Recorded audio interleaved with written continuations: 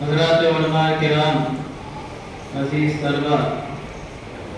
آج یوم آزادی ہے اور آزادی کو پورے ہندوستان میں بہت ہی ہمت اور حوصلے اور شوق سے منایا جا رہا ہے، اور یہ بات بھی آپ حضرات کے سامنے ہے کہ ہندوستان کی آزادی میں علماء کرام کا خصوصی طور پر کیا کردار رہا، اور انہی کے کردار کی بنیاد پر پھر یہ قافلہ آگے بڑھا اور برادران وطن نے بھی ساتھ دیا اور ملک آزاد ہوا،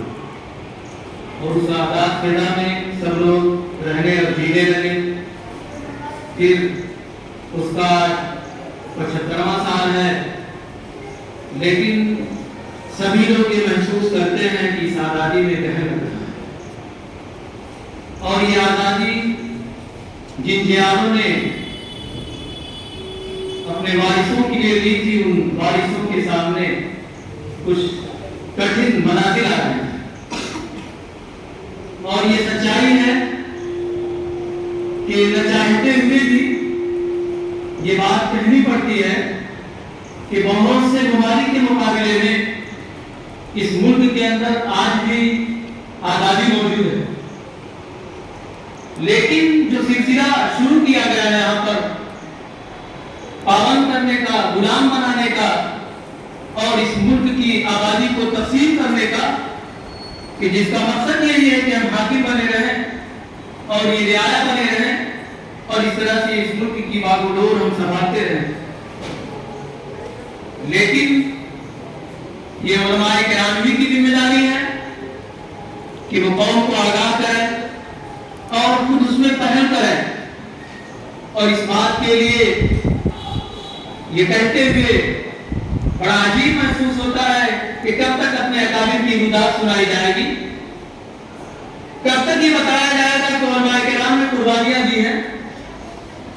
مراحل آئے ہندوستان میں، ایک معاملہ آیا گزشتہ سالوں کے اندر جس میں اس بات کی ضرورت تھی کہ یہ کہا جائے کہ ہمیں تم کتنا پابند کرو گے، ہماری کن چیزوں کو ہم سے چھین کر ہمیں کہاں لے جانا چاہتے ہو۔ لیکن ظالم حکمراں جو ہوتا ہے، اس کے ظلم کی داستانیں جو لوگوں تک پہنچائی جاتی ہے، اس کا ایک مقصد ہوتا ہے کہ لوگ ڈر جائیں، سہم جائیں اور اپنی آواز کو باہر نکالنے کی کوشش کریں، لیکن یہ چیز رکی نہیں رہتی ہے۔ تو اللہ کا شکر ہے کہ بیداری بھی آ رہی ہے، اور اس غلامی کو لوگ محسوس بھی کرتے ہیں، اور اس کے سدباب کے لیے کوششیں بھی چل رہی ہیں، اور امید یہ ہے کہ ان کی مکاری اور ان کی تدبیریں، ان کے جو منصوبے ہیں وہ ایک وقت ناکام ہوں گے۔ یہ اور بات ہے کہ اسباب اور وسائل کی بنیاد پر وہ تحریک، وہ مشن بہت آہستہ آہستہ قدم بڑھ رہا ہے، اور اس موقع پر ان لوگوں کی طرف سے جو اپنی نسلوں کے بیچ میں سے کسی کو لا کے کھڑا نہیں کر سکتے ہیں کہ جنگ آزادی میں انہوں نے ایک کردار ادا کیا،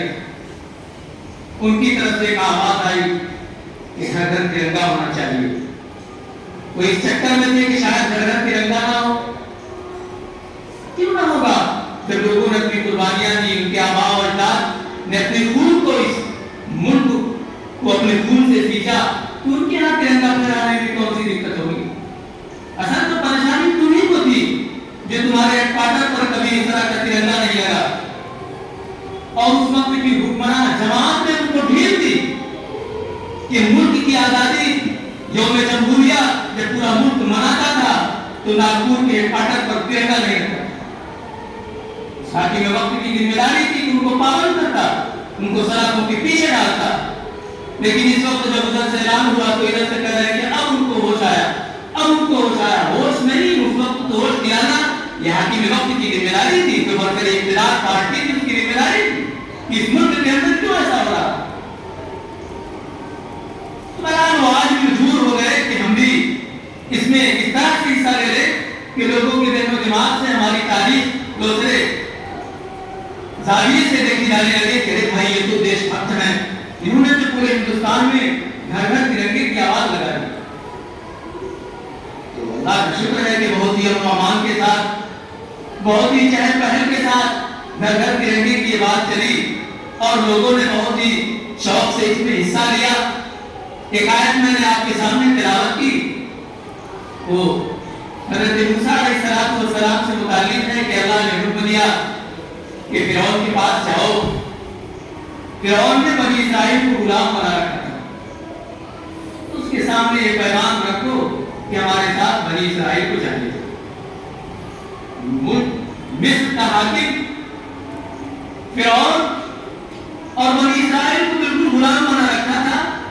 تو سب سے پہلے کسی کے ساتھ اگر کوئی معاملہ کرنا ہے تو اس کی اس دنیاوی تکلیف کو دور کیا جائے، اس کی اس پریشانی کو دور کیا جائے۔ موسیٰ علیہ السلام نے قوم کو اس غلامی زندگی سے نکالنے کے لیے فرعون سے کہا کہ ان کو ہمارے ساتھ اندر سے مارا بنی اسرائیل۔ فرعون کو یہ بات حل نہیں کرے کہ تو بنی اسرائیل ہمارے ساتھ، ان کے ساتھ چلے جائیں گے، ان کو ہم نکال باہر کر دیں گے تو ہمارے یہ ہٹارے ہمارے تاریخیں کہاں ملیں گے؟ تو اس نے یہ نہیں کہا کہ ہم ان کو نہیں لے لیں گے۔ اب وہ یاد دلانا شروع کیا،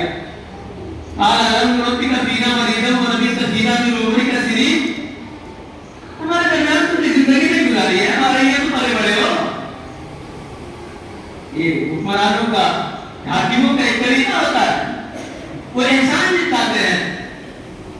کہ ہم نے تمہارے ساتھ یہ کیا، ہم نے تمہارے ساتھ یہ کیا۔ تو حضرت موسیٰ علیہ السلام کی پرورش فرعون کے گھر میں ہوئی تھی، تو اس نے وہ بات یاد دلائی تھی کہ تم سے تم سوچ لیتے اور ہم سے مطالبہ نہ کرتے۔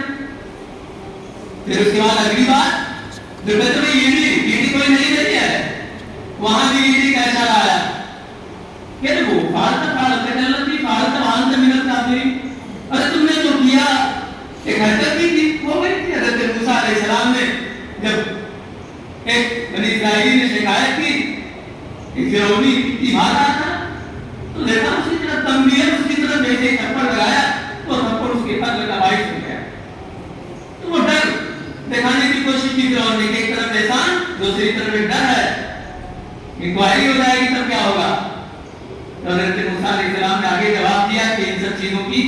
کوئی ضرورت نہیں ہے، تم جو احسان جتاتے ہو کہ ہم نے ایسے کیا تو پوری قوم کو تم نے غلام بنا رکھا ہے، اور جو عمل ہوا تو ہوتے ہیں خاندانی میں، ہم نے تو دادی صاحب کیا کیا ہے۔ تلک نعمت تمنوا علیہ نعمت بنی اسرائیل، اتنی قدر ہے کہ اس نعمت کی پتہ پوری قوم غلام بنی رہے، میرے ساتھ تمہارا ایک احسان اور پوری قوم غلام بنی رہے، ایسا سمجھا ہے۔ تو ہوتا ہے کہ کچھ لوگوں کو غلام بنا دیا جائے، جیسے تیس سال بتاؤ کہ غلام بنے تھے ان کے کاسلیس تھے، ان کی ذمہ داری تھی کہ قوم کے ساتھ تم غداری کرو اور ہمیشہ ایسے غدار رہیں گے۔ تو اس آزادی کے اندر جو گہن لگ رہا ہے اس کو دور کرنے کی ضرورت ہے، اس آزادی کے اندر اور چمک لانے کی ضرورت ہے۔ اللہ سے دعا کریں کہ اللہ تعالیٰ ہمیں اپنا تعلق نصیب فرمائے۔ اور اختصار کے ساتھ ایک بات کہتے ہوئے اپنی بات ختم کروں گا کہ کسی بھی کام کو کرنے کے لیے سب سے اہم ضرورت ہوتی ہے کہ اس کام کو شریعت کے آئینے میں کیا جائے، اللہ اور اس کے رسول کے تعلق کی بنیاد پر کیا جائے، ایک طرف اللہ کو راضی کیا جائے، دوسری طرف مخلوق کی خدمت کی جائے۔ اللہ کو ناراض کر کے کوئی بھی کام کیا جائے گا، اللہ کی نصرت اور مدد نہیں آئے گی۔ جب اللہ کو راضی کر کے وہ کام کیا جائے گا تو اللہ کا وعدہ ہے کہ تم اللہ کا کام کرو گے، اللہ تم اللہ کی مدد کرو گے، اللہ تمہاری مدد کرے گے۔ اور اللہ کی مدد اور نصرت دینے کا واحد راستہ ہے اللہ کی رضا میں اپنی جان کو کھپا دینا۔